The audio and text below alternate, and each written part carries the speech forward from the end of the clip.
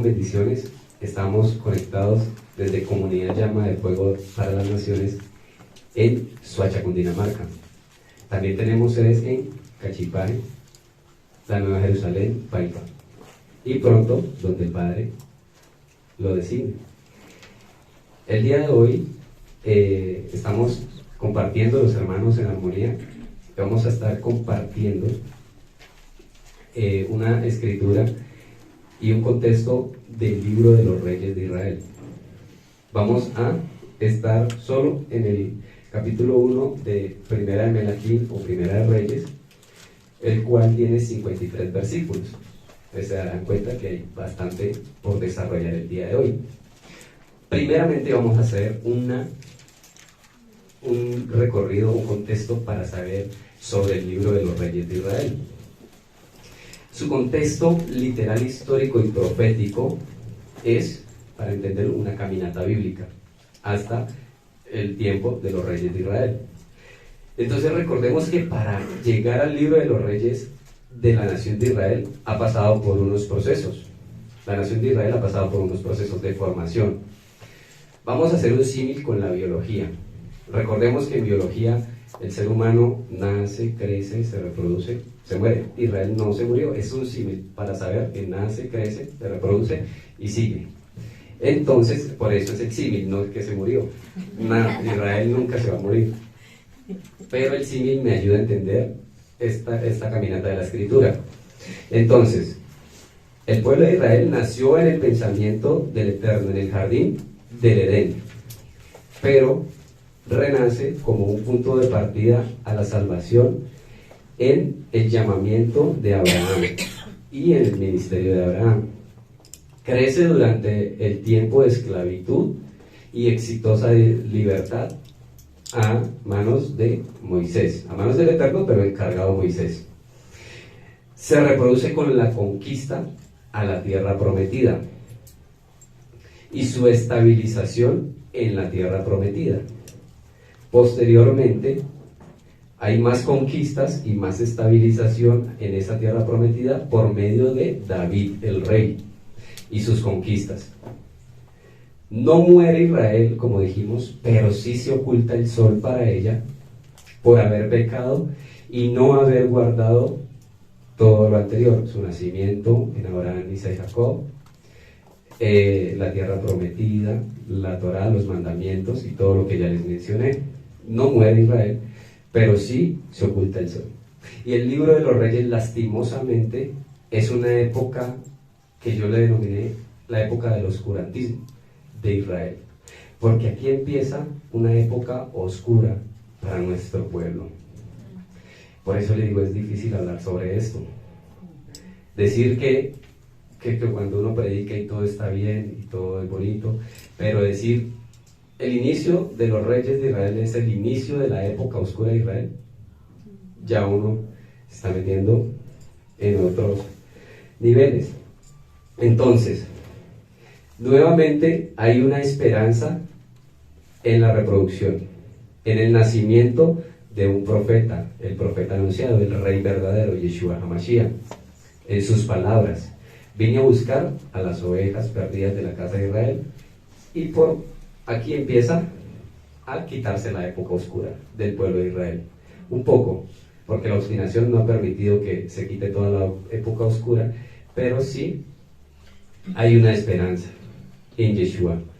Cuando él dice, vine a buscar las ovejas perdidas de la casa de Israel, crece la esperanza para el pueblo y crece la idea de un final feliz en la nueva Jerusalén. Por eso les dije un símil con la biología, nace, crece, se reproduce, y etc. El libro de los reyes se encuentra en la mitad de este asunto, de la reproducción, de la biología.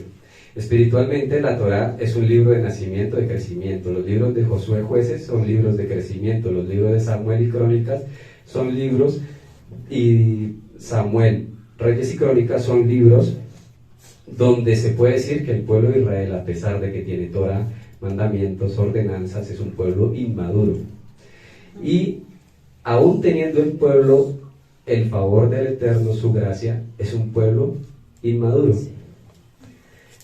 Por eso les digo, es un tema complejo, porque el Padre fue el que me enseñó estas cosas en la intimidad. Entonces el libro de los reyes de Israel le sucede al libro de Shemuel y se denomina el libro de Aleph y Bet Malaquín, es decir, se divide en dos partes. Se sabe que los libros de Reyes y Crónicas comparten una misma época y un mismo sentido literal, histórico y profético, pero la separación es en aras de estudios y de conocimiento, porque es más o menos debería ser un solo libro. Data de unos papiros aproximadamente en el año 1015 antes de la era común, y este es su contexto. Ya no vamos a hacer mucho énfasis en el contexto, con esto basta. Para entrar a la primera de Reyes, capítulo 1, con 53 versos. Entonces, un poquito último de contexto. David unifica, para entender el libro de los Reyes, David unifica a las tribus de Israel en una sola nación. Esto nos habla del libro de los Reyes. Antes era un solo pueblo, 12 tribus. En el desierto, 4, 4, 4 y 4. Y ya sabemos ese contexto, pero aquí ya unifica la nación como tal, David, en un territorio histórico que hasta el sol de hoy se mantiene allí. Y hace una sola nación, pero dividida en dos regiones, la región del norte y la región del sur. La región del norte, como ya todos sabemos, denominada la casa de Israel del norte, cuya tribu dominante es la tribu de Efraín, y la región del sur, cuya tribu dominante es la casa de Yahudá, donde también hay unos de Benjamín y otros levitas. Y en todas las regiones de esta nación hay levitas capacitados y preparados para el servicio de nuestro Eterno. David unifica el reino, donde cumple la profecía conocida como las últimas palabras de Jacob a su hijo Yahudá, o bendición patriarcal, en Berechit 49:10, con la esperanza de un Mesías único y eterno. Dice así estas palabras: el cetro no se apartará de Yahudá, ni de sus pies el bastón de mando, hasta que llegue el verdadero rey. En unas versiones dice hasta que llegue Silo, el rey de paz, quien merece la obediencia de los pueblos. Estas últimas palabras de Jacob a su hijo Yahudá se empiezan a cumplir lastimosamente en la época del oscurantismo, pero con la esperanza de que el cetro no se apartará de la casa de Yahudá en Yeshua. Siendo así literalmente el libro de los reyes, el libro de los hijos de David y de todo su reinado, de los hijos de los reyes de Samaria también, del norte y del sur, su división también, estamos un poquito todavía en contexto, para ahora sí entender el capítulo, su división por Roboán y Jeroboán, nieto y siervo de David, en Salomón, así como hablamos de profecías, profetas que marcaron la historia del pueblo de Israel hasta nuestros días. En el libro de los reyes encontramos todo esto. Escuchen esto también, muy importante, ningún rey de Israel estuvo a la altura de la promesa dada por Israel a su hijo Yahudá, ninguno, ni siquiera David, solo Yeshua. Y otro punto, aunque hay algunos buenos reyes, solo Yeshua. Otro punto que trata es sobre Salomón y sus únicas dos buenas decisiones, que cuáles fueron: pedir sabiduría al Eterno y la construcción del templo, que aunque sabemos que la construcción del templo no fue una ordenanza del Eterno, porque él dice: ¿acaso yo voy a habitar en templos o en casas construidas de piedras de madera? Sí, el cielo es mi trono y la tierra el estrado de mis pies. ¿Yo cómo voy a habitar en una casa hecha por ustedes, humanos? Pero aún así, el Eterno tiene algo que se llama la voluntad permisiva, y él permitió, valga la redundancia, que se hiciera un templo, un lugar de adoración, para que se celebraran fiestas y todo lo que ya sabemos. Entonces, en la voluntad permisiva, valga la redundancia, como ya les dije, el templo fue establecido como un lugar de adoración, y también el libro de los reyes nos habla de también un sinnúmero de pésimas decisiones de Salomón y de sus hijos, que hace que la nación de Israel se divida en dos. Y a su vez no solo se dividan, sino que se aborrezcan la una a la otra. Y que por este acontecimiento de que se aborrezcan la una a la otra, vayan al exilio. Las tribus del norte hacia regiones conocidas y desconocidas de todo el planeta, inclusive América, y la tribu de Yahuda que vaya al exilio a Babilonia y retorne, pero las dos perdieron su identidad, las dos. Una porque se asemejó a todas las naciones de la tierra y otra porque se asemejó a Babel. Entonces, por eso se dice que es una época de oscurantismo. Empieza una época donde se pierde la identidad. Perder la identidad es estar en ceguera, en embriaguez, es perderlo todo. Entonces, mientras esto sucede, nos damos cuenta de los acontecimientos que llevan a esto. Roboam, hijo de Salomón, es su sucesor, el cual no puede sostener el reino al buscar el consejo de los ancianos y no seguirlo. Y el Eterno le entrega el reino a Jeroboam su siervo. No se unge como rey como se tiene por costumbre en Israel, pero sí es nombrado rey. Ese sería otra enseñanza. Bueno, lo importante aquí es que Roboam y Jeroboam, pues sobre todo Jeroboam, levanta altares de adoración a ídolos y a paganos. Entonces, los sucesores de Jeroboam, ¿son reyes malos o perversos? Por lo cual se levantan personas celosas, el contexto todavía. Se levantan personas celosas en estos tiempos, que desean que el pueblo guarde los mandamientos, las leyes y los tiempos, pero ningún rey hace caso, la mayoría de reyes no hace caso, y estas personas se llaman los profetas. Aún así, son mayores los profetas, aún así que los sacerdotes levíticos, mayores que los reyes y mayores que cualquier siervo en Israel. Uno de los más mencionados en el libro de los Reyes y uno de los profetas más importantes que marcó una pauta en el pueblo de Israel se llama el profeta Elías, el cual vivió en el desierto, dejó un legado a Eliseo, cuya función de Eliseo es formar otros profetas también celosos de los tiempos del Eterno, de sus leyes, de sus mandatos, formar una yeshiva, una escuela que perduró en el tiempo, en la casa de Israel, que, escuchen esto, resurge en nuestros días la escuela de profetas, una yeshiva en esta casa, y donde se enseña la palabra, donde se enseña la edificación de las vidas del remanente a los dispersos, y se enseña sobre todo que lleven la verdad a las naciones y que todo sea restaurado. Entonces esa yeshiva de Eliseo perdura porque en estos tiempos se ha reabierto en esta casa. Ahora sí, capítulo 1. El capítulo 1 del libro de los Reyes de Israel, podemos deducir y concluir antes de leer el capítulo que el final de la vida de David es donde marca el inicio de un sinnúmero de reyes que los cuales no cumplirían el propósito. David en su vejez poco abrigada y en poca shalom,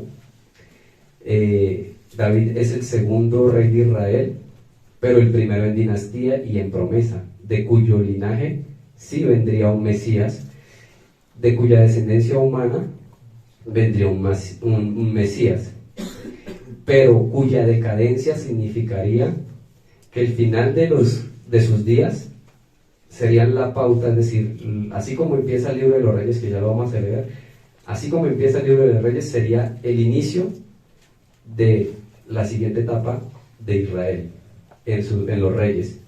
Entonces, está escrito que tanto reyes como no reyes dejen a su padre y a su madre, vivan con su mujer, sean una sola carne, literalmente que uno lidie al otro y el otro al otro hasta el último día de sus vidas. Pero vemos que en David no pasó esto y lo comprobamos con la escritura. David termina los días acompañado no de su esposa que tanto amaba, que se llamaba Betsabé, sino de una cuidadora. Vamos a leerlo. Capítulo 1 del 1 al 4. Dice, tiene un subtítulo, dice: Abisag sirve a David. Cuando el rey David era viejo y avanzado en días, le cubrían de ropas. Escuchemos cada punto. pero no se calentaba.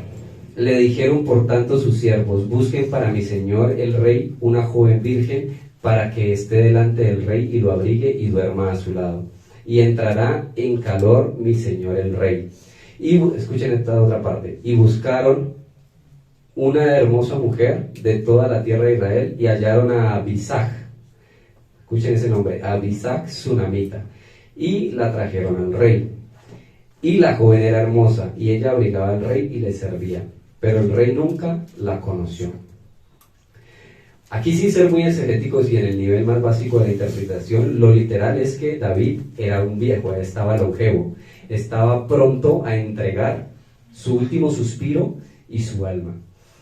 Pero las escrituras nos revelan dos cosas muy importantes: le cubrían de ropas y no se calentaba. Desarrollando este contexto, nos podemos dar cuenta que David pecó, como ya todos sabemos. Él espiaba a una mujer casada que era esposa de uno de sus generales, llamado Urías el Eteo o elitita, y cuenta la escritura que él la deseó y cometió un pecado de fornicación y adulterio. Pero no solamente son estos pecados. Él, al cometer estos pecados y matar también a él, al Urías elitita, no quebranta 3 mandamientos, quebranta toda la ley, quebranta todos los mandamientos de la ley. Aquí, si nos damos cuenta, no ama a Dios, no ama a su prójimo, miente, desea a la mujer del prójimo, codicia, mata, quebranta todos. Si los mencionamos todos, los quebranta todos. Entonces, aquí hay una parte previa, que hay un profeta que se llama Natán, que va a donde David y le coloca un acertijo. Ese acertijo lo podemos encontrar en el libro de 2 de Samuel o Betchemuel, capítulo 12. Ustedes lo pueden leer en su casa, pero en cuya lectura el profeta le dice: pagarás 4 veces más de la consecuencia de lo que tú hiciste. Entonces, las consecuencias fueron, se los menciono rápidamente, que él pierde a su primer hijo, el hijo de este pecado, recién nacido. Hacía un ayuno, pero nada, lo perdió. La rebelión de sus hijos, de Absalón. Aquí vamos a hablar sobre Adonías, la rebelión de Adonías. La violación de su hija. Y también terminar solo en su vejez. Lo que significa que por una mujer pecó, y con esta mujer que pecó no terminó los últimos días de su vida, sino con una mujer distinta. Esto es lo literal. La escritura dice que lo cubrían de ropas, pero él no se calentaba. Esta es la consecuencia del remordimiento que acompaña al pecado. Tipifica que le ponían ropas. Vamos a ver una recíproca y una contrarrecíproca. La recíproca es: el que peca tiene remordimiento, así como Adán, que fue vestido pero su vergüenza no pasaría. En Génesis capítulo 3 versículo 7 dice: entonces fueron abiertos los ojos de ambos y conocieron que estaban desnudos.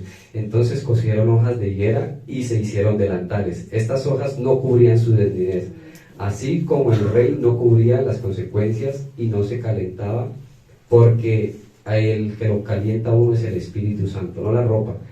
Y él mantiene la lámpara del cuerpo encendido, ya que el rúa que en verdad está en una persona, todo lo perdona. Y una contrarrecíproca es Zacarías 3:4 dice: y el ángel habló el ángel y mandó a los que estaban delante de él, diciéndole: quítenle esas vestiduras viles. Y ya él le dijo: mira que he quitado de ti tu pecado y te he hecho vestir de ropas de gala.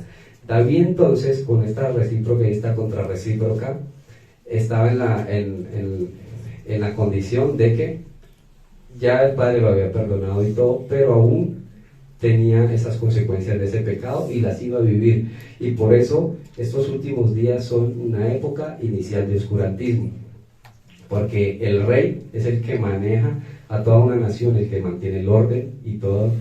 Y entonces, como un rey con remordimientos y con consecuencias iba a heredar estas consecuencias y no a heredar pues otras consecuencias. David cargaba con la consecuencia, aunque fue perdonado. Y en el tiempo actual nosotros debemos ser cuidadosos en no pecar, para no tener consecuencias. Ya no es tiempo de pecar, sino que es tiempo de crecer, de formarnos y que el Eterno sea en nosotros y en cada israelita. Dijeron, sus siervos busquen una mujer.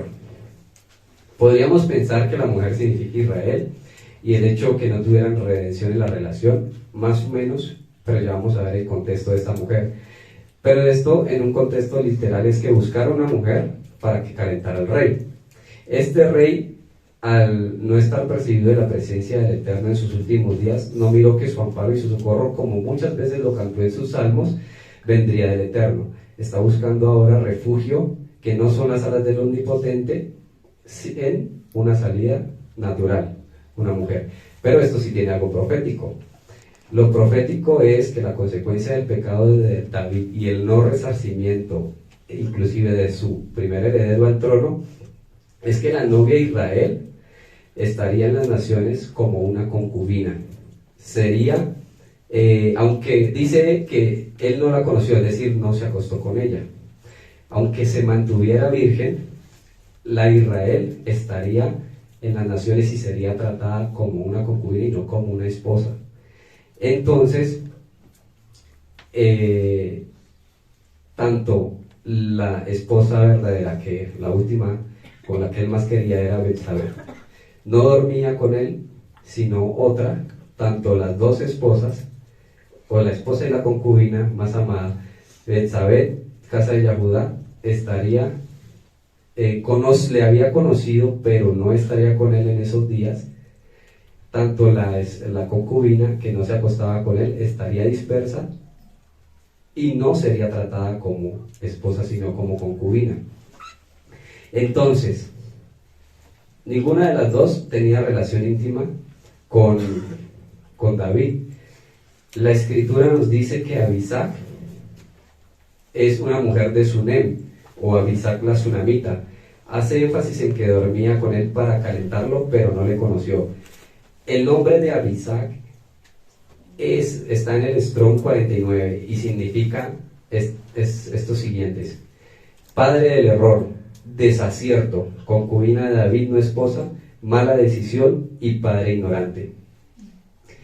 Esta mujer es de la tribu de Isaacar, dado a que Sunem estaba ocupado por esta tribu, y en el destierro ya hace parte de las 10 tribus perdidas. La mujer entonces simboliza la casa de Israel no tratada como esposa, así como nos tratan a nosotros, porque si usted se pone al lado de un yaudí, ahorita de los que se creen de cepa, y ustedes, aunque se coloque unos zitzi y una gorrita, ellos le van a decir pseudo judío, no lo van a respetar, usted ni siquiera es de Israel. Entonces no lo van a respetar, le van a decir, ¿usted por qué se disfraza? Sabiendo que nosotros somos Israel perdido. Pero entonces, como no le conoció a esta mujer Israel, nosotros sí le conocemos, pero seríamos tratados como una concubina. Entonces, podríamos pensar que médicamente David tenía una condición llamada hipotermia. No es una enfermedad. Las palabras que terminan en hipo y en hiper, tiroides o hiper o hipotensión, es hipo baja, hiper alta. Hipotermia es como la temperatura baja. Y podríamos decir que esto se da por problemas óseos o problemas de circulación. Estas son consecuencias de no reconocimiento de las células, etcétera, por una persona que no se reconoce, por una persona que siempre se da látigo, se da puñaladas. No sé si esto le pasaba a David, pero es muy probable, porque la medicina ancestral dice que todas las enfermedades tienen un origen espiritual y un origen emocional, y probablemente David estaba pasando por eso. La mujer tenía que calentarlo, siendo que el marido es el que calienta a la mujer. Y en la Torah el marido debe cuidar de la salud mental, física, espiritual y en todo aspecto de la mujer, y no las mujeres del marido.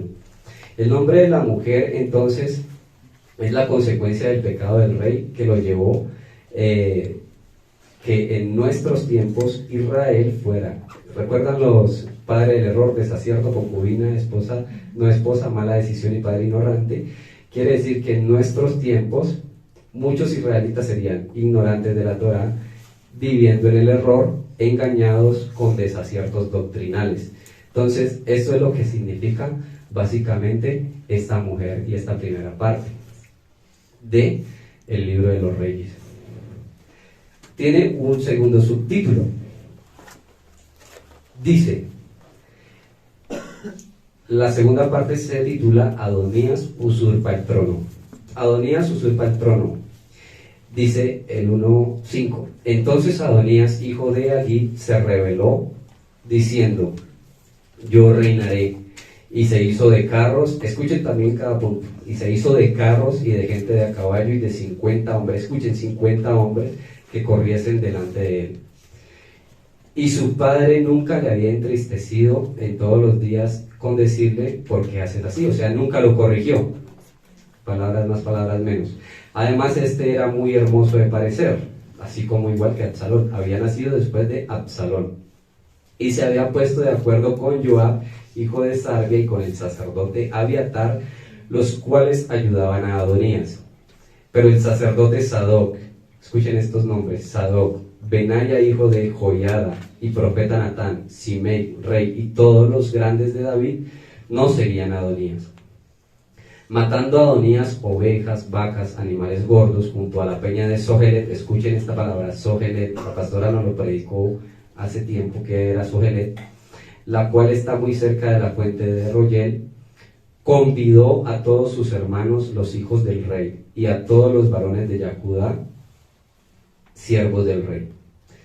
Pero no convidó al profeta Natán, ni a Benaya, ni a los grandes, ni a Salomón su hermano. Entonces habló Natán a Betsabé, madre de Salomón, diciendo, ¿no has oído que reina Adonías, hijo de Agit, sin saberlo David nuestro señor? Ven pues ahora y toma mi consejo, para que conserves tu vida y la de tu hijo Salomón. Ve y entra al rey David y dile, Señor mío, ¿no juraste a tu sierva diciendo, Salomón tu hijo reinará después de mí, y él se sentará en mi trono? ¿Por qué pues reina Adonías? 1:14. Y estando tú hablando con el rey, yo entraré tras ti y reafirmaré tus razones. Entonces Betsabé entró a la cámara del rey, y el rey era muy viejo, y Abisag tsunamita le servía. Betsabé se inclinó e hizo reverencia al rey, y el rey dijo, ¿qué tienes? Y ella respondió, Señor mío, tú juraste a tu sierva por Yahweh tu Elohim, diciendo, Salomón tu hijo reinará después de mí, y él se sentará en mi trono. Y he aquí ahora Adonías, y tú, mi señor rey, hasta ahora no lo sabes. Ha matado bueyes, animales gordos, muchas ovejas, y ha convidado a todos los hijos del rey, al sacerdote Abiatar y a Joab, el general del ejército, mas a Salomón tu siervo no ha convidado. Entre tanto, Señor mío, los ojos de todo Israel están puestos en ti para que le declares quién se ha de sentar en el trono de mi señor el rey después de él. De otra manera sucederá que cuando mi señor el rey duerma con sus padres, o sea, se muera, mi hijo Salomón y yo seremos tenidos por culpables. Es decir, los Adonías, si llegaba a usurpar el trono, los iba a matar, porque era una amenaza latente para su reinado. Época oscura.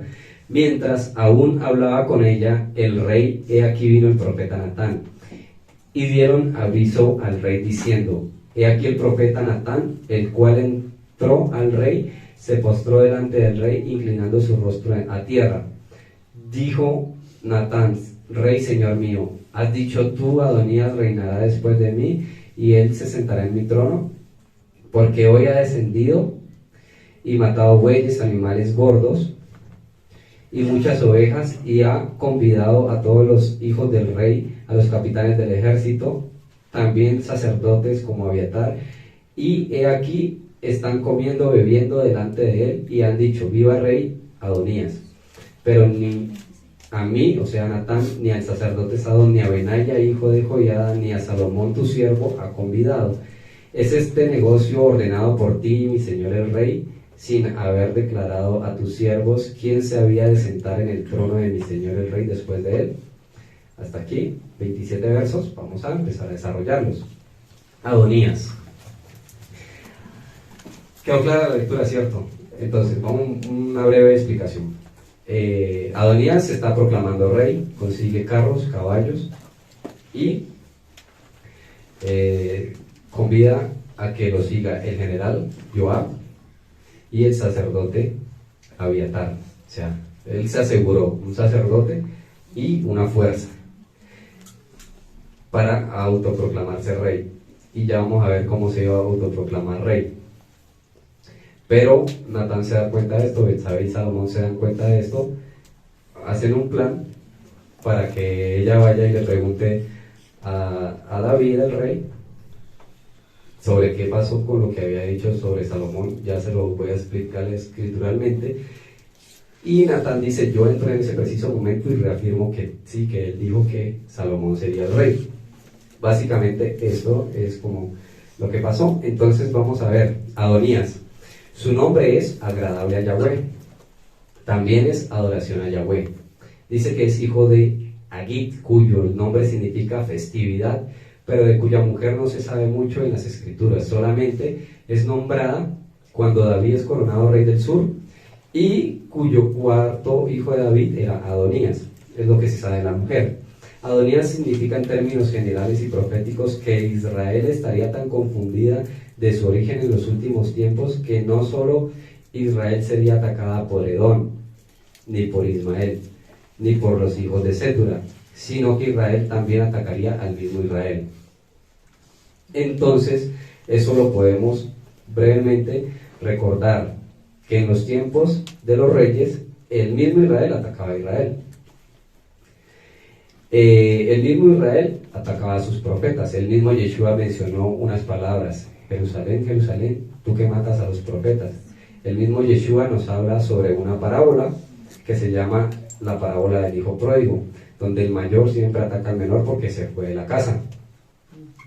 Y el mismo pueblo yaudí usurpado actualmente, como ya les decía ahorita, nos trata a nosotros como pseudojudíos, o como a Efraín, los cristianos que se quieren judaizar, o los cristianos que quieren retornar, algo así dicen ellos de nosotros. Pero es verdad, es la Kehilá dispersa alrededor del mundo. La Kehilá, los hijos de Abraham, Isaac, Jacob, José, Efraín, todos dispersos en el mundo. Se refiere a la escritura a Adonías como un usurpador del trono, que por poco lo logra. En los últimos tiempos, casi que las religiones híbridas usurpan la identidad del pueblo de Israel, pero no lo alcanzan debido a la intervención de profetas, de una mujer y un hijo, es decir, de profetas de un verdadero pueblo de Israel y del verdadero hijo Yeshua. Nos habla sobre Adonías que tomó carros y caballos contra Israel. Esto nos recuerda más a Misrayim. Más Adonías era más parecido al faraón, el rey de Egipto, que a un rey ungido para Israel. Los pseudopastores actuales han querido usurpar también el nombre de Israel con denominaciones. No se halla fundamento en ello y no se halla un verdadero heredero al trono. Dice que 50 hombres. Esto tiene varios contextos proféticos. Nos habla 55, que el día de la creación, en el quinto, el sexto, la formación del hombre, y también nos habla entonces que en la época oscura de los reyes también nos prepara también para la venida de anti-Mesías, anti-Yeshua. Pero posterior a la venida del anti-Mesías nos habla de el suco eterno, de la Nueva Jerusalén. Entonces hay una esperanza. En la actualidad han pasado 50 años, esto me pareció muy importante para que lo sepan. En la actualidad han pasado 50 años desde la última guerra que Israel, como territorio actual, o sea, no Israel como nosotros, sino Israel como territorio. Sé que se llamó la guerra de Kippur o la guerra de los tanques. Si pensamos que el día de Kippur es un día de arrepentimiento, para nosotros de felicidad, pero también de arrepentimiento, ese día tenía que ser de arrepentimiento, para que en la fiesta siguiente, Sukkot, pues se vieran palabras proféticas, bendiciones. Pero no fue en el subsiguiente después de esta guerra, fue en el 50 años después, en el Sukkot, un jubileo para arrepentimiento o un jubileo para juicio. Pues tocó un jubileo para juicio. Ya sabemos toda la historia. A mí no me gustan mucho las noticias porque me parecen muy amarillistas, pero estas son importantes porque hay que conocer el contexto de lo que está pasando con Israel.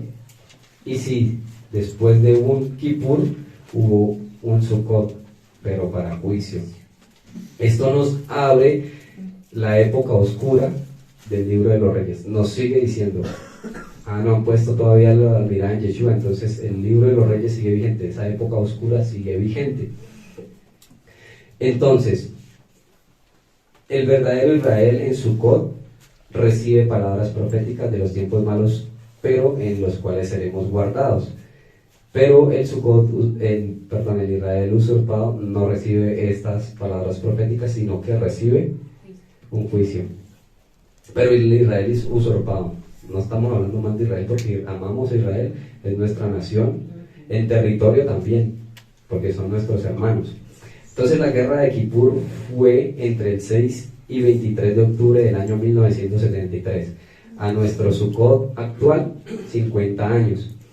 Entonces, es lo que Adonías también nos estaba hablando. O la palabra hablando de Adonías. Y Adonías no entendió, pero nos dejó una pauta profética a nosotros en nuestros días. En nuestros tiempos, para nosotros, no más carros, no más faraones, sino más Torah y más entrega. Adonías fue después de Absalón, ya recordamos a Absalón, dice que su nombre es Absalón, o sea, padre de la paz. Y no, tampoco, fue una rebelión. Entonces, de una rebelión a otra rebelión en Adonías, las dos hacia David, viene una desdicha como en el desierto, prueba sobre prueba para el pueblo de Israel.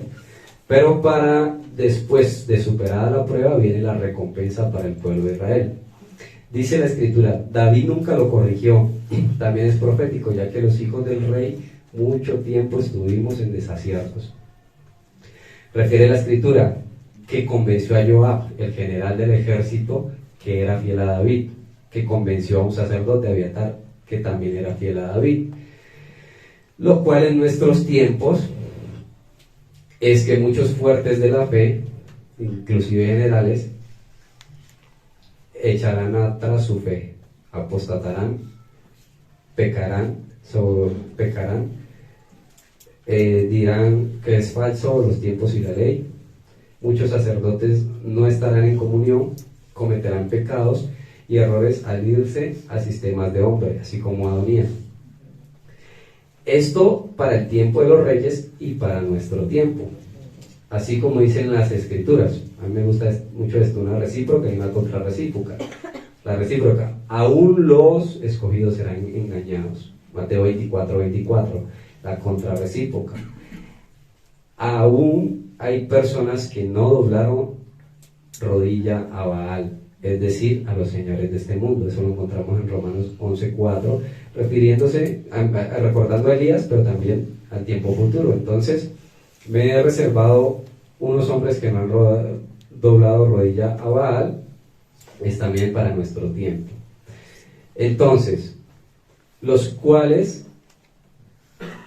eran los que no han doblado las rodillas a Baal: sacerdote Sadoc, Benaya hijo de Joiada, profeta Natán, Simei y los grandes de David.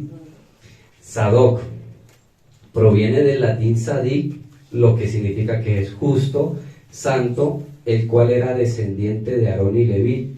En nuestro tiempo es igual. Eso fue para el tiempo de los reyes, en nuestro tiempo es igual. Va a haber personas Sadoc, Sadik, que no vamos a doblar la rodilla de Baal, descendientes, quitando del linaje de Aarón y David, pero sí, como se nos fue entregado en Sukkot, una tribu de Leví, sí tenemos un legado levítico, el cual tenemos que restaurar. Entonces, debemos ser fieles. Así como Sadoc es Sadik, debemos ser fieles, santos, a la casa, a los hermanos, a los siervos, a los unos con los otros y a los principios escriturales. Benaya en el original es Benayayuk, significa el Eterno ha construido, y en nuestros tiempos, en ese tiempo Benaya ha construido, y en nuestros tiempos el Eterno ha construido a Israel sobre una base, sobre una piedra angular, Yeshua HaMashiach, y sobre otras piedras, nosotros, piedras vivas. Así que en este tiempo Benaya toma un poco más de fuerza, constructor, porque el mismo Eterno construye su casa en la roca Yeshua y en nosotros, las 12 tribus de la casa de Israel, dispersas, y sí, porque fue un legado que se nos dio en la fiesta de Sukkot, el legado de las 12 tribus de Israel. Y nosotros, entonces, Yahweh ha construido, nosotros debemos construir sobre esa base también que se nos dio. O sea que nada es por casualidad ni porque se me ocurrió, porque el Padre lo indicó. Entonces, en el tiempo de los reyes, Benaya, habían hombres que construirían, como Zorobabel, Esdras, Nehemías. Y en nuestro tiempo también hay hombres que construyen, como nuestros siervos, nuestros hermanos, nosotros, nuestros hijos. Natán es Yahweh ha dado. Y en ese tiempo, en el tiempo de los reyes, Natán fue el profeta que pues se encargó de hacer que las palabras del Eterno se cumplieran. En nuestro tiempo también. Las demás personas que nos mencionan también son importantes, pero son apoyo y buenos hermanos. No hay que sentirse mal, hay buenos apoyos y buenos hermanos. ¿Eh? Sí, todos en el cuerpo de Yeshua somos importantes. Estos no seguían a Adonías. Los que seguían a Adonías eran los de la corriente del momento. Continuamos con la lectura, la cual dice que ofrecía becerros, ovejas y animales gordos. Nosotros ya hemos venido estudiando las ovejas, los becerros, los animales gordos. Ya hemos venido estudiando los sacrificios, el pacto de las dos mitades. Entonces vamos a omitir un poquito de esto y vamos a ver dónde se ofrecían estos sacrificios. Dice que es en la peña de Zohelet. Y la peña de Zohelet significa la peña de la serpiente, Zohelet de la serpiente. Así como cuando la Paz nos explicó que la serpiente era tan idéntica a la tierra, a la montaña o a la piedra donde ella se encontraba, pero estaba lista para atacar a la presa que pasara por ahí. Asimismo, este hombre estaba ofreciendo sacrificios en la peña de Zohelet. Estaba ofreciéndole sacrificios, y no era un sacrificio como lo hemos venido estudiando, de tipo holocausto para el Eterno, ni un sacrificio agradable y perfecto para el Eterno, ni el sacrificio como Yeshua al Eterno, sino los sacrificios a Hasatán, la serpiente. Algo que yo estaba leyendo es que es altamente probable que en el último tiempo literalmente se hagan sacrificios de vacas, ovejos y animales gordos en un tercer templo. Y dice que estos sacrificios se hacían cerca de la fuente de Rogel, es decir, cerca de Jerusalén, y es donde de pronto se hagan los sacrificios en los últimos tiempos, pero sin hacer sacrificios de corderos, de ovejos y animales gordos. En estos últimos 50 años, en ese territorio se hicieron sacrificios a la serpiente y por ende vino el juicio. Convidó a todos menos a Natán y los antes mencionados, así como a Salomón. Entonces Salomón o Shlomo, que significa de la raíz Shalom o como pacificador. Salomón, aún siendo pecador, sabio pero irreverente, en este tiempo todavía no había mostrado quién iba a ser el pecador y el inoportuno que iba a ser. Se le dio la oportunidad de ser un digno heredero al trono, pero esto no fue así. Pero aún así en él estaba la promesa de la simiente del futuro rey mesiánico Yeshua y rey eterno, la simiente de la mujer. Shlomo hace referencia a la palabra Shalom y significa pacífico, porque el Eterno le prometió a David que tendría un reinado pacífico para construir el templo, pero lo pacífico aquí no es aquí, porque es una época oscura. Lo pacífico es lo profético solamente del nombre de Salomón en el rey Yeshua. Entonces, continuando con la lectura, dice que el profeta recordó que el Eterno le daría a Salomón el trono, por eso intervino como un mediador entre David, Besabet, Salomón y su futuro reinado, creando un plan. Recordando, ¿no has oído que Adonías, hijo de Hagid, está especulando? ¿Qué con la especulación? Vamos a hacer algo que es muy oriental, muy de allá de las tierras de los desiertos del oriente, incluyendo Israel. En los palacios, esto lo podemos ver en el capítulo 2, pero me pareció importante mencionarlo aquí porque Adonías sí o sí especuló 2 veces. Una con los carros y los caballos, y llamando a Joab y al sacerdote para usurpar el trono hasta que fue nombrado Salomón. Y la segunda, bueno, ya no pude de esa manera, entonces voy a hacer de pronto que a decirle a Besabé que avisa, me la den como esposa. Y entonces, ¿qué con eso?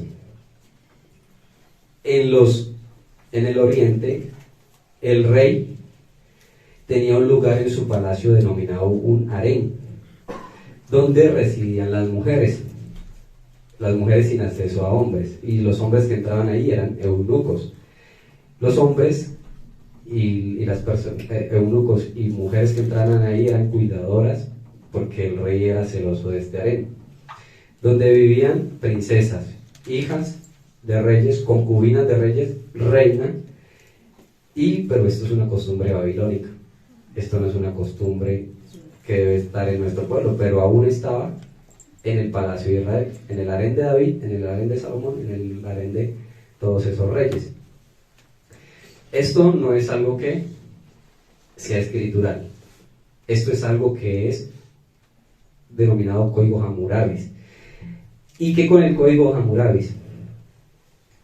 El rey que quería usurpar el trono podía coger una hija o la concubina preferida del rey al cual le quería usurpar, o a la esposa, y eso es Código Hammurabis, y tomarla para sí, y con eso podía reclamar el trono, porque le había dado en lo que más le dolía al rey, y lo había debilitado tanto en su mujer preferida. Entonces, esto es lo mismo que pasó con Absalón cuando le siguió el consejo a Aitofel. Aitofel era el papá de Besabé, o el abuelo, y él era el consejero de David, pero se volvió consejero de Absalón, y le dijo que si tú quieres tener el reino, pues tienes que tener a las concubinas de tu padre, con eso lo debilitas y con eso usurpas el trono. Entonces esto él estaba basado en un código Hammurabis, lo conocían muy bien, Adonías también. Entonces él dijo, si yo me consigo a Abisag, la última mujer que está cuidando a mi padre, la más importante en ese momento, aunque no se acueste con él ni siquiera sabía eso, o de pronto sí, de pronto no, pero si yo la tomo para mí, entonces voy a tomar el reino. Entonces esto es Código Hammurabis, es una cultura babilónica. Entonces, un verdadero rey no es el que hace su santa voluntad, sino como hicieron muchos reyes de Israel, sino que un verdadero rey tiene que velar y cumplir con la salud espiritual, física, servicios públicos, bienestar de los miembros de un reino, inclusive la salud espiritual. Pero los reyes de Israel hacían su voluntad, tenían harén, se asemejaban a las costumbres babilónicas. Esta actitud no le agrada al Eterno. Y una costumbre de conspiración válida ante las leyes hammurabicas era lo que él quería hacer al usurpar el reino. Primeramente no lo iba a hacer así, pero en el capítulo 2 sí lo iba a hacer así. Entonces, un rey que hiciera esto, no importando que fuera primogénito, no importando que no fuera de línea, no importando que no fuera ni rey, podía hacer esto según el código Hammurabi. Por esto Natán, que Natán no tenía ningún código Hammurabi en su mente ni en su alma, sino la escritura, intervino. Dijo, bueno, esto se está poniendo mal, pero si Adonías queda, pues se pone peor. Entonces, tengamos el rey que el padre dijo, que ya no es la voluntad del padre que Salomón fuera malo, sino la voluntad de Salomón, pero fue el que el padre dijo. Entonces Natán dijo, hagamos que venga este rey. Entonces hace Natán una jugada de ajedrez, una jugada buena, diciendo, bueno, mi padre no quería reyes para Israel, pero ya que tenemos reyes, pues consigamos al rey que verdaderamente va a ser nombrado y ungido para que sea rey. En su voluntad permisiva, el Eterno permitió que Israel tuviera rey. Recordemos las palabras del Eterno con respecto a los reyes. Primera de Samuel 8, versículo 4. Y si lo quieren leer todo. Pero miren, entonces todos los ancianos de Israel se juntaron y vinieron a Ramá para ver a Samuel. Y le dijeron, he aquí tú te has envejecido y tus hijos no andan en tus caminos. Por tanto, constituyanos un rey que nos juzgue como todas las naciones. Ya se querían asemejar a las otras naciones.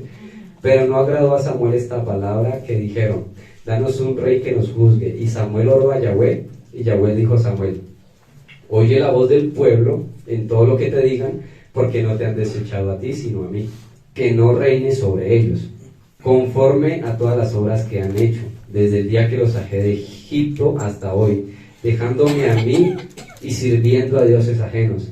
Así también hacen también contigo.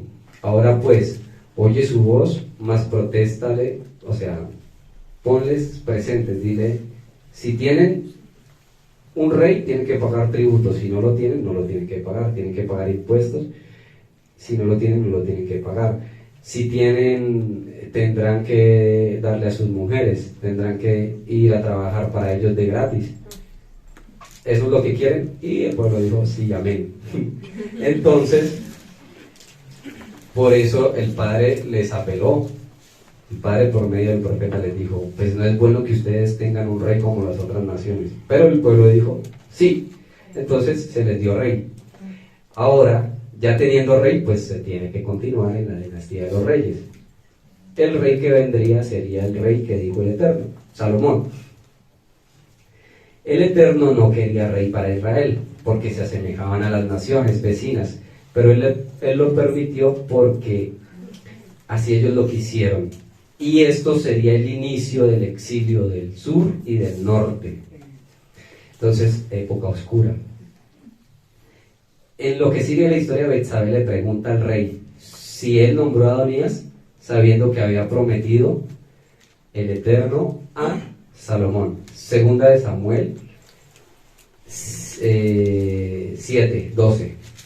Dice, cuando tu vida llegue a su fin y vayas a descansar entre tus antepasados, recordemos que el padre en este mismo capítulo le dice, es que tú no me vas a construir templo porque tú mataste a mucha gente, tienes las manos untadas de sangre, entonces una persona así no me puede construir, aunque yo no quiero un templo, porque como dijimos al inicio, el templo de Yahweh es el universo, el cielo es su trono, la tierra el estrado de sus pies. A pesar de que, bueno, ustedes lo quieran hacer, se los voy a permitir, será tu hijo, Shlomo, porque en él hay paz. Si una persona de guerra no puede construir un templo, más o menos eso. Entonces, cuando el fin de tus días llegue y vayas a descansar entre tus antepasados, yo pondré en el trono a uno de tus propios descendientes y afirmaré su reino. Será él quien construya una casa en honor de mi nombre, y yo afirmaré el trono de su reino para siempre. Yo afirmaré el trono de su reino en Salomón. Independiente que Salomón no lo haya cumplido, el Padre mantiene su palabra, de cuya simiente y simiente y simiente y generaciones vino Yeshua. Yo seré su padre y él será mi hijo. se refiere a Salomón, pero también se refiere a Yeshua. Y así que cuando haga lo malo lo castigaré, Yeshua nunca hizo lo malo, con varas, azotes, como lo haría un padre. El mismo Eterno por sí mismo refiere que él será el padre de Salomón, él lo cuidará, él mismo lo corregirá con azotes, sería él quien construiría el templo, a pesar que, como ya dijimos que en los capítulos anteriores, que el padre no quería un templo, pero lo permitió. Aún así el Eterno elige a Salomón. Por eso Natán el profeta hace que se cumpla la palabra que le fue dada a David. Natán interviene. Para nuestro tiempo es que aunque las religiones, aún las conspiraciones, aún los malos tiempos, el Eterno va a usar siempre a sus hijos, a sus profetas, va a respaldar su palabra. Él preparó a su pueblo para que no tenga reyes. Pero en este momento nosotros no tenemos reyes, pero sí jueces, cuidadores de Torah y personas sabias. Entonces, aquí en esta época de nosotros, siendo un paralelo, se quita un poco la época de oscurantismo, porque nosotros no tenemos reyes. Tenemos un rey, Yeshua, el cual no está ahorita con nosotros, pero sabemos que es nuestro rey. Pero estamos como en la época de jueces. Tenemos jueces, tenemos Elohim, significa eso, personas que son sabias y prudentes al ayudarnos a nosotros a tomar decisiones. No la van a tomar por nosotros, pero sí nos impulsan a tomar buenas decisiones y nos enseñan a dónde ir. Entonces, para nosotros ya esa época del oscurantismo del pueblo inmaduro de Israel se está pasando. Somos muy privilegiados. No dependemos de reyes ni de cuidadores, es solo de cuidadores de la Escritura para no cometer estos mismos errores. No del Eterno, porque el Eterno permitió que hubieran reyes, pero sí de hombres que si pusiera reyes en este momento y que no saben controlar el poder y el dominio de las cosas que se le entregan, pues volveríamos a una época oscura. Y ahora sí, teniendo a Yeshua, pues qué misericordia habría. La Torah es ahora nuestro rey Yeshua, y su cetro y su legado es los atributos del Ruach HaKodesh y su presencia, el espíritu de temor, el espíritu de sabiduría, el de entendimiento y todos los atributos del Ruach HaKodesh es nuestro legado. Y estos son los que intervienen con la mujer, es decir, Israel, y el Hijo amado Yeshua, para que no coloquen un rey pues malo. El rey nosotros lo anhelamos y lo estamos esperando, su segundo retorno, su segunda venida, Yeshua, Rey de Israel. El verso 14 no se debe dejar pasar. El profeta dice: yo reafirmaré tus razones. Esto nos lleva, yo reafirmaré el pacto. Es el pacto reafirmado. Es decir, tú le estás, en lo literal, tú le estás exponiendo tus razones del que ya el padre dijo que Salomón fuera el rey, y tú se lo prometiste a Betsabé y a Salomón que él sería el rey, y no lo ha hecho, ha sido negligente, no lo ha hecho, y está enfermo y está en cama, tiene hipotermia y no lo ha hecho. Entonces tú vas a ir a decirle: no has hecho esto, y ya Adonías se está proclamando como rey. Entonces yo entraré en ese preciso momento y diré: sí, oye, Adonías se está proclamando como rey. Entonces esto nos lleva al pacto reafirmado para nuestro tiempo. Muchos siguen diciendo aún que la ley es pecado, que es muerte, que la letra mata. Tienen ese tipo de razones. Pero nosotros sabemos que Moisés rompió las tablas, sí, pero lo único que cambiaron para las siguientes fue las tablas, porque el contenido fue el mismo. Yahweh escribió otras tablas, en otras tablas de piedra sí, pero las mismas palabras que había escrito inicialmente. Esto es: yo reafirmaré tus razones, es decir, mis palabras no cambian. Es decir, aunque Moisés por celo rompió las tablas, y yo por misericordia se las volví a escribir, son las mismas palabras. No cambia ni los tiempos ni las edades, aunque se rompa el documento y se escriba otro, pero con las mismas palabras. Es esta la ley hermosa de nuestro Avinu, la que debe prevalecer para que no haya una época oscura y haya una época de luz. Entonces, estas palabras que dice Natán, yo reafirmaré tus palabras, es lo mismo ahora en el futuro. En el futuro cercano para ellos y en el futuro lejano para nosotros. En el futuro cercano para ellos, yo reafirmaré tus palabras. Estaba Jeremías mandándole un papiro inspirado por el Eterno al rey, lo destruye. Jeremías llora, obviamente le dicen llorón, pero no es llorón. Pues ¿quién no va a llorar si están destruyendo algo que el mismo Padre dijo, que su mismo ángel dijo, su mismo espíritu dijo? Entonces él vuelve y escribe las palabras, las mismas, no le cambió ni una letra, ni una yod, ni una coma, ni nada. Lo mismo que Moisés. En nuestro tiempo, yo reafirmaré las palabras, nosotros reafirmamos el pacto, un solo pacto, lo reafirmamos. Confiamos en sus palabras hasta en nuestros tiempos. Entonces, en el futuro cercano a ellos y en el futuro cercano a nosotros, lo que nos quitaría el tiempo del oscurantismo sería sus palabras.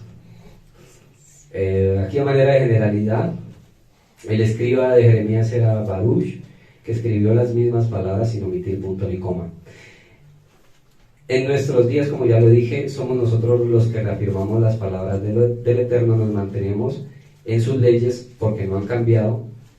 Lo que pasó es que muchas de ellas se completaron en Yeshua, para que lo sepa la gente que está escuchando, no cambiaron las leyes, no se crucificaron, se completaron en Yeshua, y por eso no hacemos leyes de sacrificios, de ovejos, corderos, animales gordos, porque ya están completados en Yeshua. Pero las demás leyes, lo que es fiestas, tiempos, decretos, todas siguen vigentes hasta siempre, hasta la eternidad. Así nosotros reafirmamos estas palabras aunque la religión no lo quiera. El verso 21 también es muy importante.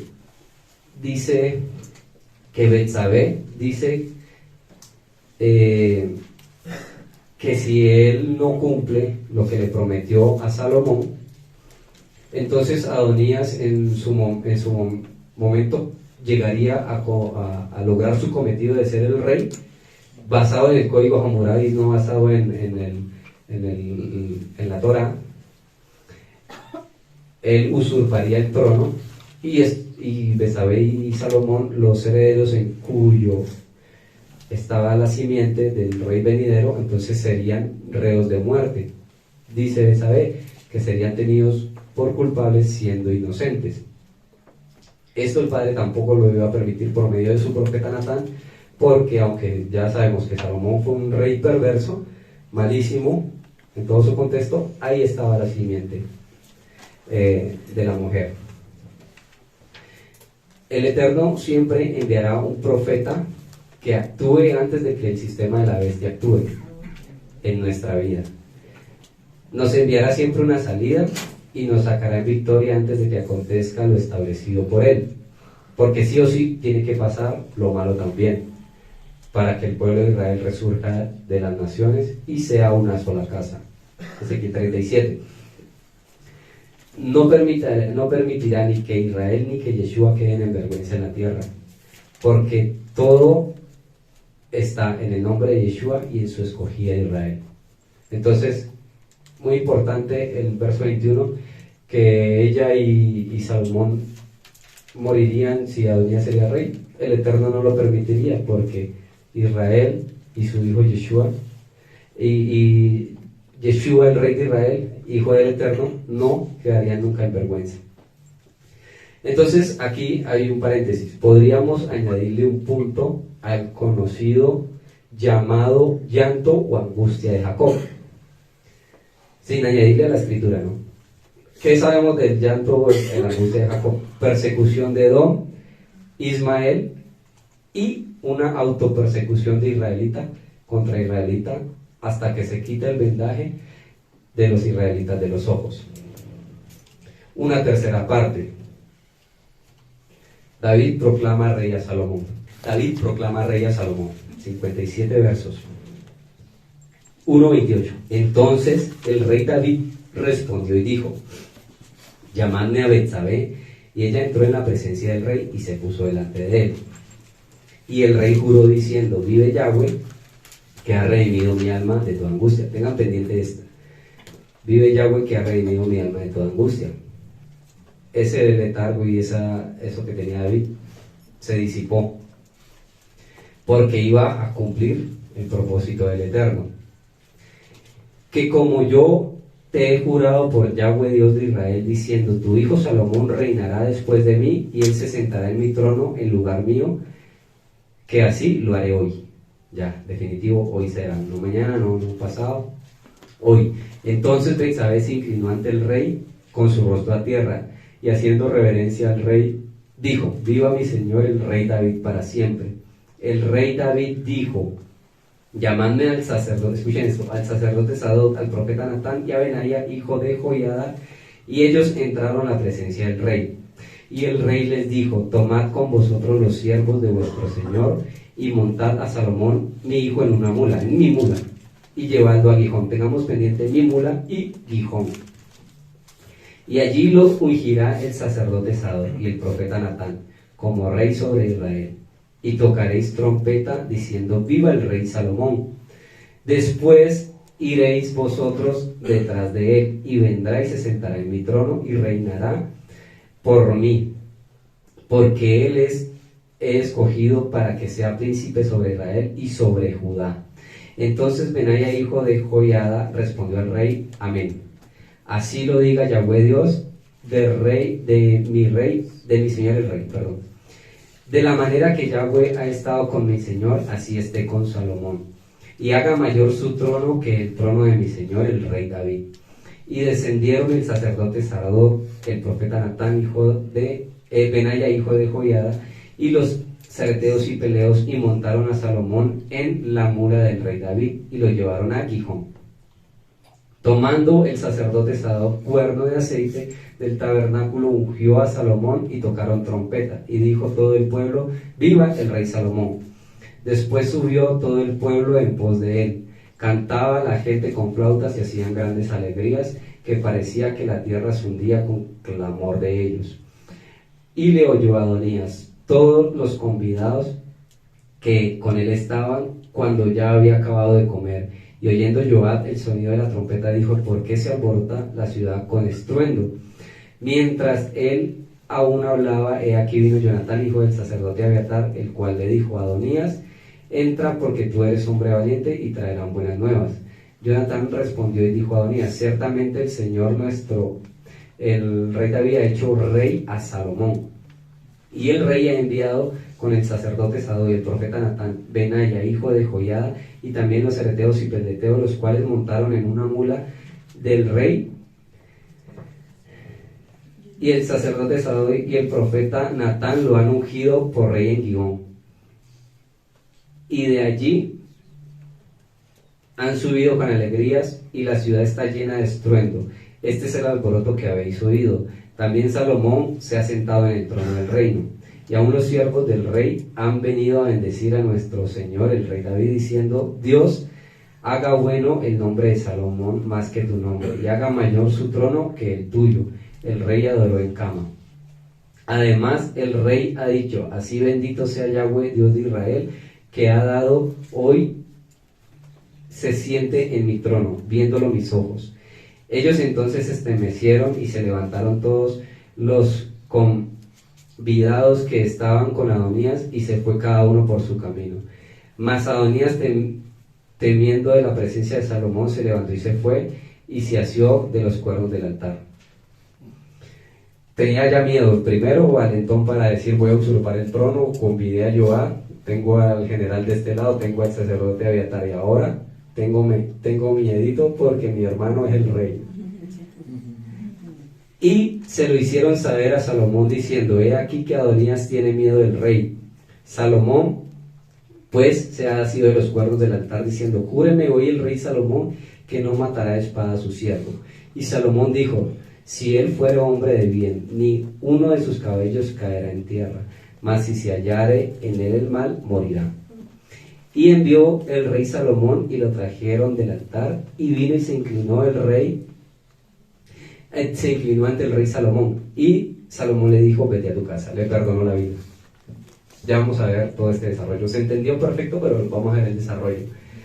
David pudo despertar del letargo que tenía y pudo ver la misericordia del Eterno en sus últimos días, porque el Eterno le había perdonado ya sus transgresiones, sus pecados. Y cuando Betsabé habla con Natán y Salomón, este rey entra en cordura, toma fuerza y dice: hoy lo haré. Tenía que haber hecho esto antes, tenía que haber dejado si estaba enfermo, pues ya para que un rey enfermo, pues coloquemos a alguien que haga las funciones del rey como deben ser. Entonces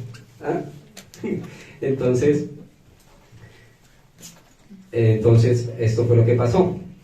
Se cumplió el propósito al no dejar una pelea momentánea, aunque Adonías en el capítulo 2, como ya se los expliqué, trataría nuevamente de usurpar el trono, ahora con la mujer sunamita, la cual ya hablamos que era la concubina, aunque no la conoció, ya lo que hablamos al principio. Las palabras de David es: Yahweh me ha sacado de la ansiedad, me ha redimido de toda angustia. De igual manera, estaba establecido que David fuera el rey de cuya simiente y generaciones vendría el rey eterno. Estaba en Salomón y en sus hijos, pero tenían un libre albedrío de cambiar esta época oscura del pueblo de Israel o no cambiarla. Llegó el día de cumplir la profecía, el Eterno utilizando a humanos para cumplir la profecía. Esto es profético en el momento y a futuro para nosotros. Sabemos que, como ya les he venido mencionando, el libro de los reyes, o el tiempo de los reyes, es el inicio de una época oscura para Israel, pero ha venido un tikkun y una reparación para esa época oscura que es nuestra época, nuestro tiempo, nuestro pueblo de Israel, y el tiempo de la Nueva Jerusalén. Y ya no habrá más épocas oscuras para los hijos y las tribus de Israel.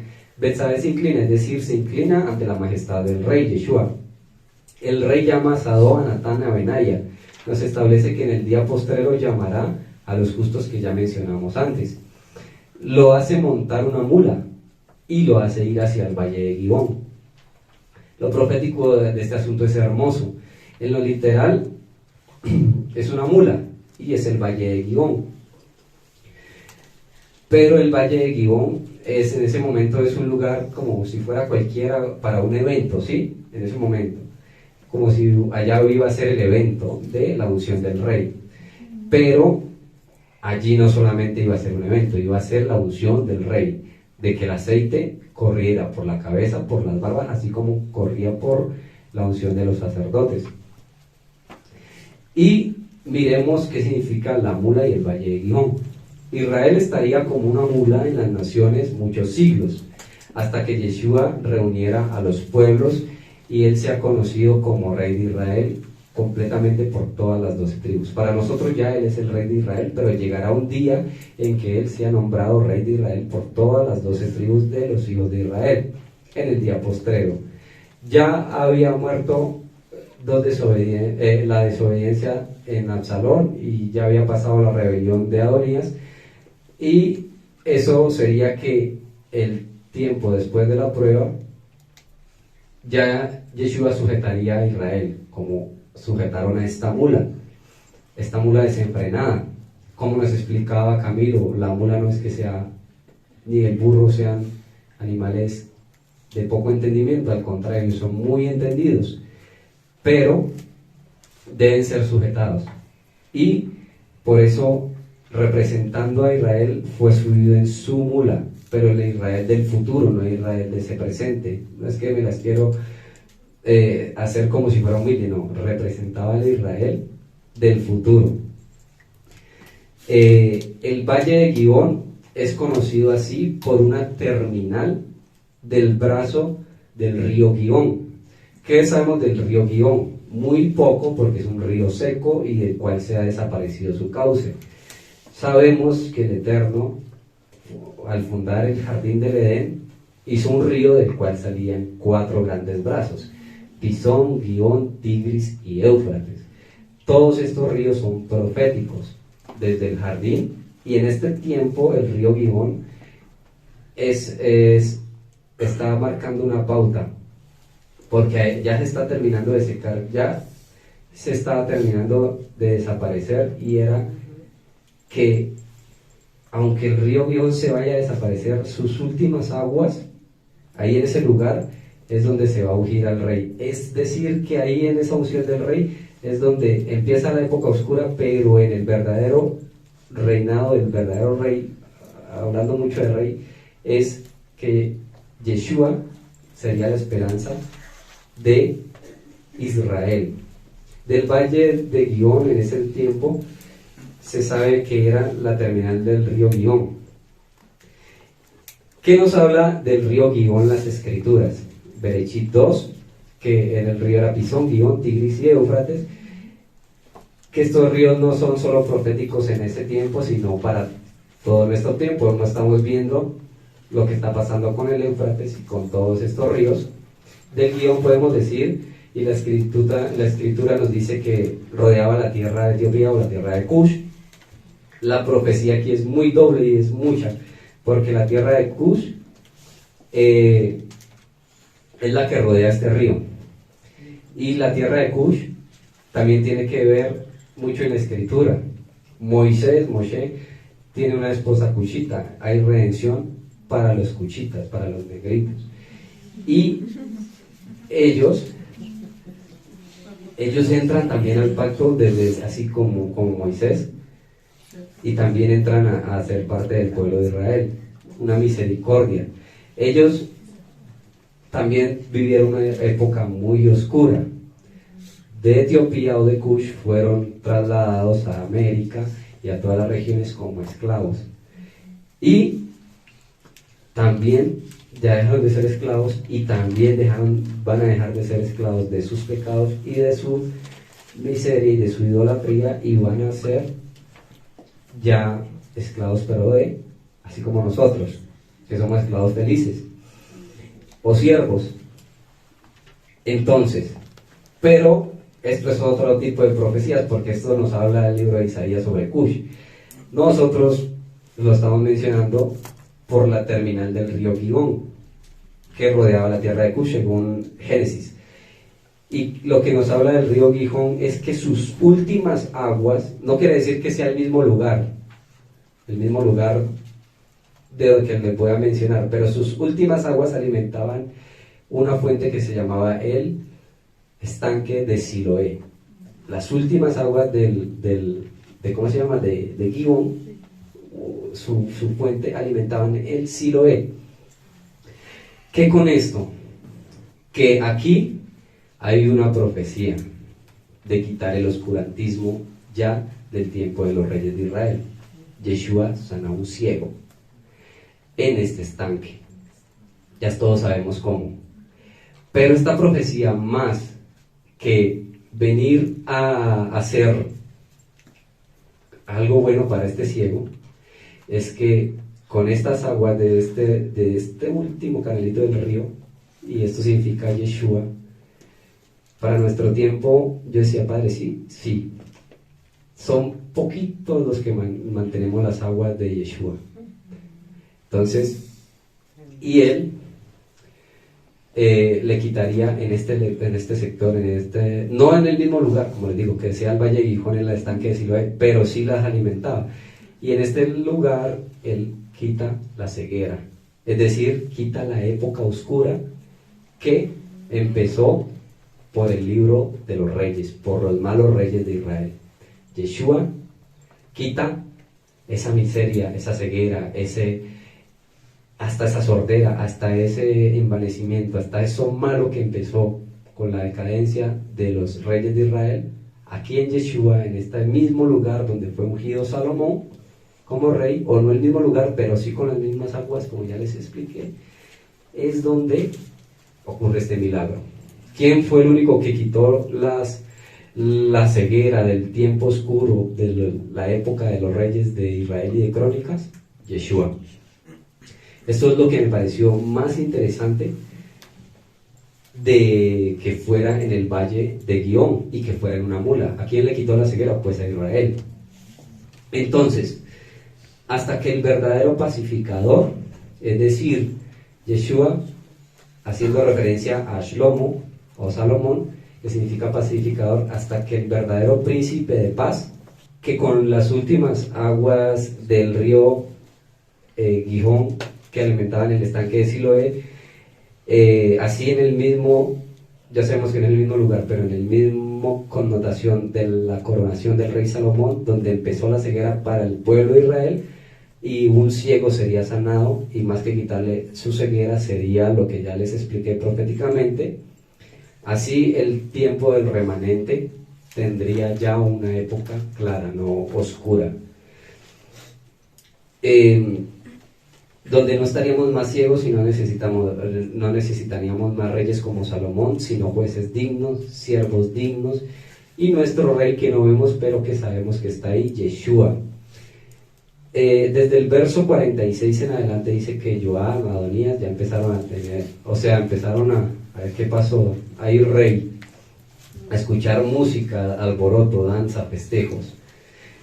El Jonatán viene y le dice, no, es que ya te van a nombrar rey, Adonías, y después le dice, no, es que fue nombrado Salomón. Primero le dice, es que te van a nombrar rey, y después le dice, fue nombrado Salomón, se la cambió. Así mucha gente va a ver en nuestros tiempos, como que, y después, porque no van a saber ni qué hacer porque no andan en la presencia del Padre. Y ¿por qué Adonías se agarraba de los cuernos del altar para que le fuera perdonada su vida? Recordemos que en la unción de un rey de Israel se llevaban implementos sagrados del Mishkan, fuera en templo, fuera en otro lugar. Aquí es que cogieron el valle de Gihón, se llevaban implementos del altar. Recordemos que el altar de bronce tiene 4 cuernos, Éxodo 27:1. Harás también un altar de madera de acacia de 5 codos de longitud y de 5 codos de anchura. Será cuadrado el altar y su altura de 3 codos. Y le harás cuernos en las 4 esquinas. Los cuernos serán parte del mismo y los cubrirás de bronce. Adonías sabía esto y decía, la única garantía que yo tengo es porque me rebelé, me van a matar, es agarrarme de estos cuernos del altar. El altar de madera de acacia, recordemos que significa Yeshua hecho hombre, porque es madera, su parte humana, es decir, cuando vino y se convirtió en hombre. Los 5 codos de longitud y que esté recubierto de bronce, es que Yeshua con la Torah juzgaría, para bien o para mal. Este se agarró de este juicio, salió bien librado, salió perdonado. Dice que el reinado de Salomón estaba iniciando la época oscura, el exilio hacia los 4 puntos cardinales, al igual que los cuernos son chofares en hebreo, los cuales anuncian, y Yeshua anuncia, y nosotros también anunciamos como templos vivos. Fue por eso que Adonías se agarró y por eso salió bien librado. Pero también Hebreos nos enseña posteriormente, el que pisotea la ley y pisotea a Yeshua, ya no hay nada para él. Por eso en el capítulo 2, cuando intentó volver a usurpar el trono, ahí sí no murió, se murió. Y nos enseña Hebreos esto: quien pisotea a Yeshua, él se agarró de Yeshua, se agarró de los cuernos del altar de bronce, del que juzga, porque el bronce es el juicio. Esto es otro tema. Pero Adonías fue perdonado, se agarró de Yeshua, halló rajen, la pisoteó. Muchos en los lugares de refugio hallaron misericordia, otros no, otros de pronto no le alcancen, pero si está en nosotros que muchas personas todavía hallen la rajen, de pronto de no ir como tal a sitios, pero sí en entrar en el plan de salvación, que así sea. Entonces podemos concluir que el libro de los Reyes es sí un inicio de una época oscura para nuestro pueblo. Pero en Yeshua también está que se quita esa época oscura. Y nosotros no necesitamos reyes, necesitamos un solo rey que nos rige por medio de su Torah, y sí necesitamos jueces. Así que honremos a nuestros jueces, que puede ser en el futuro usted o su hijo. Entonces, así como honramos, así van a honrar a nuestros hijos. Y por eso el tema del día de hoy, para que esto nazca en nuestro entendimiento. Este es el contexto del capítulo 1 del Libro de los Reyes. Ya continuaremos con el segundo y en adelante. Chao, chalo.